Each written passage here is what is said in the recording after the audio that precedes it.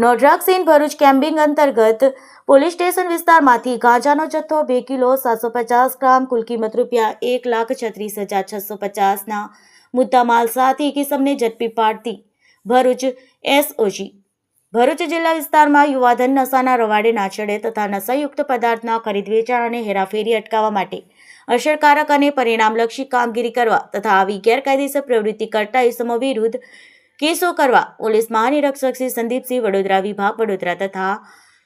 Bharuch police અધિક્ષક શ્રી અક્ષરરાજ નાઓ દ્વારા no drugs in Bharuch camping અંતર્ગત જિલ્લામાં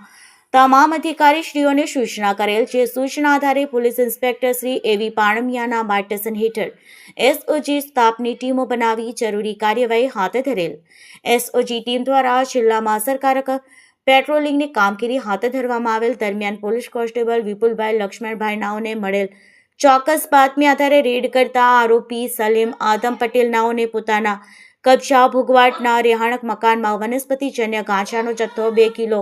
750 ગ્રામ કુલ કિંમત ₹81,35,250 તથા એક મોબાઈલ ફોન કુલ કિંમત ₹500 તથા રોકડ ₹900 મળી કુલ કિંમત ₹1,36,650ના મુદ્દામાલ સાથે મળી આવતા આરોપી વિરુદ્ધ Jambusar police station NDPS act કલમ 8(c) 20(b)